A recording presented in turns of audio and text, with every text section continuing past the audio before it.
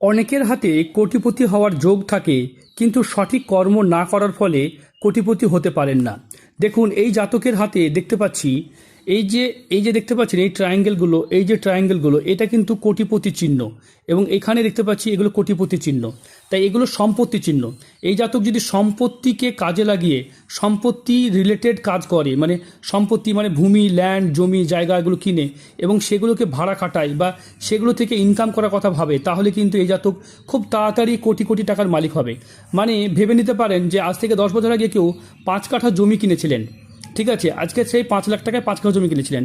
আজকে দেখা গেল সেই জমির দাম হচ্ছে 25 লাখ টাকা কাঠা, মানে 1,25,00,000 টাকা দাম। তো এরকমভাবে জমির দাম কিন্তু অনেক সময় বাড়ে। তাই যারা ভূমি রিলেটেড বা সম্পত্তি কাজ করছেন তারা কিন্তু কোটি কোটি টাকার মালিক হয়ে যাচ্ছেন। তাছাড়াও যদি দেখা যায় যে এরকম সম্পত্তি, মানে অনেকে বাড়ি বা ব্যাংককে ভাড়া দিয়ে বা কোনো দোকানকে ভাড়া দিয়েও প্রচুর টাকা ইনকাম করছে, মাসে 3 লাখ 2 লাখ টাকা ইনকাম করছে। মানে এইভাবে যদি ইনকাম তার 10 বছর করে, ভাবুন তো কত টাকায় হবে। তাই এরকম যাদের হাতে এরকম চিহ্ন থাকে তারা কিন্তু প্রপার্টি রিগার্ডিং ব্যবসা, মানে প্রপার্টির ব্যবসা বা জমি জায়গার ব্যবসা করে খুব তাড়াতাড়ি কিন্তু সহজেই কোটি কোটি টাকার ধনী বা মালিক হতে পারবেন। দেখুন, প্রত্যেকটা হাত আলাদা, প্রত্যেকটা হাতের বিশেষণ আলাদা। সঠিক কর্ম একটা মানুষকে কোটিপতি করতে পারে। শুধু ভাগ্য থাকলেই ভালো হবে তা নয়, কর্মও করতে হবে। আর শুধু কর্ম করলেই হবে এটাও নয়, ভাগ্য কর্ম দুটোরই মানে মানে দরকার আছে।